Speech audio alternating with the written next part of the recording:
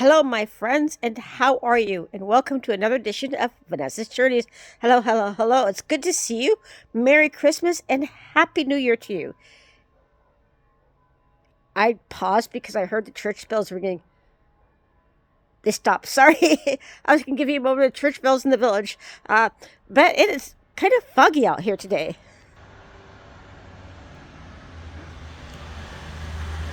It's a little chilly. We've had some kind of warm. Yesterday was like spring, and today it's like winter. But that's Mukachva. If you listen carefully, you can hear the church bells.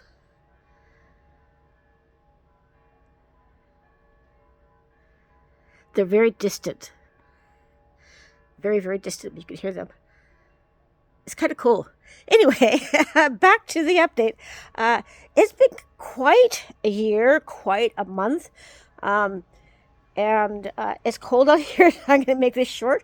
It's been a hard month. Holidays and all that with missing my mom. I think last year I was kind of numb to the whole thing. And this year it really hit me deep in my heart, in my soul. I'm just missing her. Missing being able to call her, wishing her happy holidays, talking to her, seeing how she's doing. The little things, that make a difference in a person's life. Things are starting to roll around. It's trying to get her estate settled, but there's still a lot to do with that. So you can be praying for the process, praying for the lawyers, and for the executor. And for my brother and I to have good, clear communication. That's important in this whole thing. Along with that, it's been hard here at Living Water Mukachva. We had a wedding. That was glorious. That was awesome. An awesome wedding. And I think that one of my girls is here. I'm going to pause this. Two of my girls have returned from helping. Hi, Anya. Hello. What'd you get? Whoa, Klasna. Whoa, she can color her hair. Balsam. What'd you get, Alessia? Say hi. Hi. Hi. Это Facebook будет? Ага, это будет Facebook, будет моя молитва, письмо. О, Можешь сказать Merry Christmas? Merry Christmas! They're like, okay, we're done with the videos. So it looks like one's going to color her hair. So we're going to have a hair coloring party today. So, life with four girls is never boring.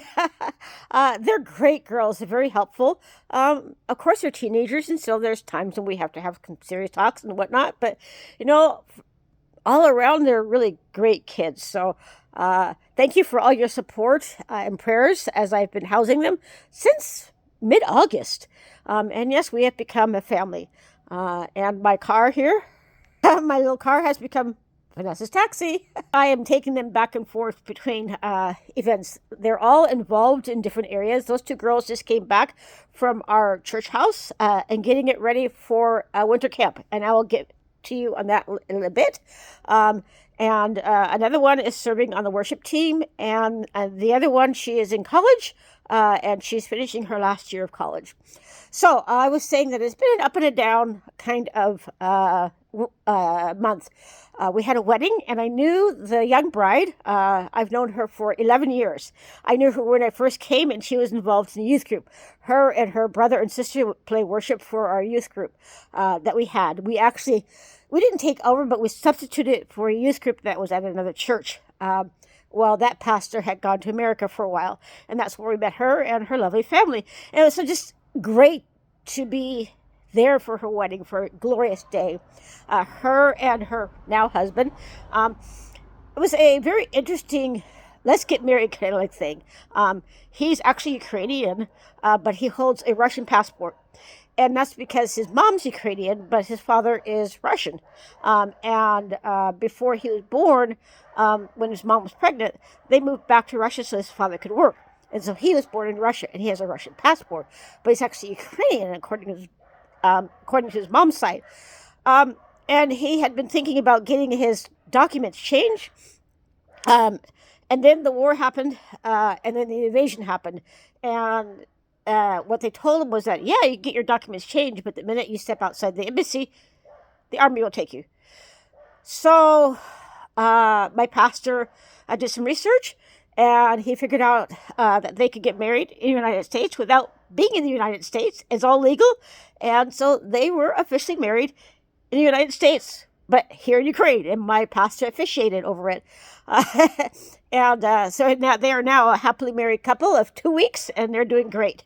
So that was really awesome. On the downside of it, yes, you know that I have been here and there helping out with our weekly feedings in the park. And there was one lady that we have become really good friends. I missed a month due to illness and being busy with the village and that sort of thing, where I teach in the village. And I came last week, and one of her friends said she had died. And I'm like, no. And they said, yeah.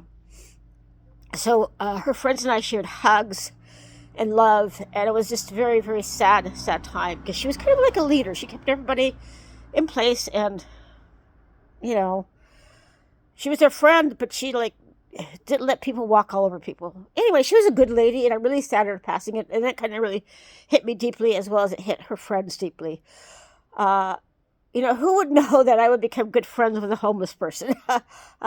But God works miracles, and I do know that she's in heaven now, and she's free, and she has a home, an eternal home. So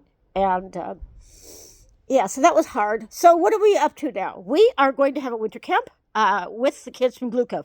Not just the kids who are here, but we have 25 kids coming from Glukov to here, and many of them were here before, and their parents said, okay, you need to come home, but now they're coming back for camp. Some of them, yes, may stay again, but we don't know. So we're organizing a winter camp, and I will be teaching English during that time. And so I'm really looking forward to seeing these kiddos again. And my kiddos here are helping get the camp organized, get things prepared, and they will be helping with it, as well as hanging out with their friends. I just had the last, for the year, for this last semester, until February, the last class in the village. And we enjoyed doing some Christmassy stuff with the kids. And I handed out some cookies. So we had cookies and Coca-Cola. And we just had a great time of just fellowship for our last class before the holiday season. We will resume classes again on February 4th. All of that depending on what's happening with the war. And I'm going to step inside because it's cold out here. So I'm back inside. It's warmer in here because I'm baking. My kitchen's a mess. Eggs here. Got my orchard soaking in the water. My poinsettia blooming. My kitchen, which is a mess because Vanessa is baking. But we won't show you the whole kitchen. If you so desire, I do need some new dish towels. Mine got a little ragged. But hey, things happen. So it's been quite a month. A month of joy and a month of sadness. And we are looking forward to camp happening and serving the kids. They have been in Glukov, and Glukov has just been being hit, and even more so now. And the rumors are that it will continue to get hit until the inauguration. And we don't know the inauguration of President-to-be Trump. President-to-be? President-affair. What do you call it? The person who's going to be president but isn't president yet. President-to-be. And they say that he, our Russian neighbor, is trying to prove a point. Whatever he's trying to do, he can stop, in my opinion. So we are bringing them here for a week to give them a time of rest and to do some counseling with them and to bring some joy back in their lives instead of the constant hearing of bombs going off. Some of them experienced seeing a bomb go off directly across the street from them, and a lot of them have been hearing them over and over again in their neighborhoods. So that's what we're going to be doing. And about a week. So they arrive on the 4th, either right before service or right after service. And we're getting the church ready. That's going to be their home base. They'll be sleeping in the church. So it's kind of like getting the church back to where we had it as a refugee center, back when the invasion first started, and everybody was leaving their towns. And then they're going to be out and about during the day doing different activities. And I'm going to meet them somewhere and do English. So, yeah, so it's going to be great, and it's going to be a lot of fun. And I still have my private lessons that I'm doing during the holiday season. But because they're private lessons, I can organize them as to when I want to have the lesson, as opposed not to when I want to have the lesson, but as far as the time. So we're not on a rigid time schedule like it is when the kiddos are in school. So we have that going as well. And I have been baking. Today, I believe, is my last day of baking. I made a cake because tomorrow we are celebrating 10 years of being an official church, Living Water Mokachva, and I've been asked to make a cake. And so I made it's called a Texas sheet cake, but it's kind of thin. And so I think I'm going to make another cake to go along with it that's going to be a little thicker. I'm not thinking about, I need to make another cake for a family. I always make them one of my cakes, a cinnamon swirl cake for Christmas. And then after that, I'm done. So I've been baking for about 2 weeks straight. I made cookies for my kiddos in the village, and I made cookies for one of the families here who has helped me a lot. Getting when things break, he's just right there. He actually helped me when my tire blew and I needed to get a new tire. All I have to do is call him and say, "If I need your help," and he comes and, "What's wrong?" and he comes help me. He always has 2 kids who cut my lawn in the spring and the summer, and so I want to bless them as they have blessed me. And I have, like I said, I made cookies for my kids in the village, and I have made cookies for another family. So God is good all the time, and all the time God is good. Pray for my pastor, because with bringing the kids from Glukov, he doesn't know right now if he has to drive all the way to Glukov or not. And it's like a 50-hour drive. It's a really long drive. And I remember that drive from when friends of mine came from Montlake Church, and we drove out there. What we do is we drive to Kiev, spend the night in Kiev, and then from Kiev we drive there. Actually, when I went with them, we drove all the way through. We left here. It was before sunrise. It was like 1 a.m. And we got there the next day. I can't remember. It was after sunrise. I think we got there at lunch or at dinner time the next day. We drove straight through. I mean, we stopped, of course, for gas and little snacks, but driving straight through. I think it was my first time seeing a sunrise. It was a beautiful sunrise, but it was a long drive. And it's a drive that I really don't want my pastor to have to take. Also considering all the stuff that's going on over there. So be praying that we can find a bus to bring the kids here. Yeah, so that's about it. It is the end of the year. So if you wish to make end of year donations, all the information is down below on my newsletter. So you can donate through my church or Montlake Church, or you can donate through my PayPal if you don't need a tax receipt. So, yeah. Oh, I want to tell you about Christmas. So I celebrated Christmas with my girls here, and we had Ukrainian dishes. We had borscht. We had what else did we have? We had shuba, which is like a beets with cheese and herring. Anyway, I can't remember everything. We had a lot of dishes, 12 dishes, and it's supposed to represent the 12 disciples. And you're not supposed to eat until the first star appears in the sky. And we did all that. It was great. It was fun. And they actually cooked everything. I bought everything, and they cooked. And then the day that they were cooking, I went out and did some more errands. So it was a great time to be able to celebrate Christmas with them. And I played Santa Claus. I actually played St. Nicholas, too. St. Nicholas comes first, and then Santa Claus comes next. And St. Nicholas leaves presents in shoes, and St. Santa Claus leaves presents in the tree. So I did both. And it was fun. And it was fun shopping for them and fun to be able to bless them as they have blessed me. Oh, secret. Shh. Father Christmas. I made that one up. He's coming on the 1st of January. Shh. They don't know that. But I've got some stuff for them in their rooms that they don't know about. Our tree is still up, and we've been having fires in the fireplace.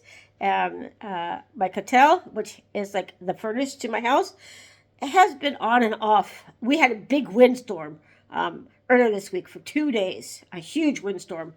Things were flying, things that were not batting down the hatches were flying in my yard. And the cottel wouldn't work because the wind would blow out the little flame that helps it to heat the house. But thankful for our fireplace that heats the bedrooms, and all is good. So God is good, God is great. And my stove burned out, my oven burned out, and we got that fixed. So what happened was the girls were making something, and I was gone teaching, and I came home and they said we had a little problem. They showed me the problem, and the electric socket burned out. And so I had to call a repairman. Actually, my pastor called a repairman for me. And the stove part worked because the stove part is gas and the oven part is electric. And so the repairman, he came and instead of drilling holes through the walls to repair all the electricity, because the house is made of bricks, so you have to drill, he put a line from the oven up through the attic, out the attic, and into the meter. And he made a special little widget thingy, flip thingy, what do you call it? Especially for the oven. And so that if something happens, we can just switch it off, and everything's fine. And so we have a line going up from the oven, up into the attic, and out and down into the meter. So that was a blessing, and it cost a whole lot less than drilling a hole in my wall. We also need to get the electric outlet fixed that has the washing machine and the boiler. And the boiler is like your hot water heater, because both of those are very powerful, and the socket that I have can't handle them both. And so the repairman is Jewish, so he went home for the holidays, for Hanukkah, and when he comes back, he'll get that fixed. And meanwhile, we haven't been with a washing machine for 2 weeks, and so I'm learning how to do laundry by hand. The old way. This house is probably about 30 years old, if not maybe a little longer, and it was not meant for the powerful equipment that we have here nowadays. A lot of people have remodeled their houses to handle the appliances that we have today. And I just haven't done that yet because I just moved here just a year ago, and this is actually my first winter here. So God is good and God is great. And speaking of my first winter here, I am almost done paying for the house. Yay, hurrah! By summertime, I should be done. And also, I'm working on getting myself registered here in Mukachewa. The first step is done. And steps 2 and 3 are waiting. Step 2, I need to get my criminal record. And my criminal record from America. I need to get a special notary on it. That notary is accepted here in Ukraine. And so I need to find out who is my power of attorney in America and contact them and see if they can go to the police station and get the criminal record for me, and get it sent so it can get the special notary stamp on it. And that gets sent back to me here. So, lots of steps, but God is good, as I said, and He is in it all. So, I just want to wish you a Merry Christmas, late, and a very Happy New Year. And I pray that your New Year will be blessed and less stressed, and that you will receive many little blessings from God every day of this new year. So I will talk to you again in January, and I will share with you the updates about how our winter camp went. So until then, God bless you. Bye. Mwah.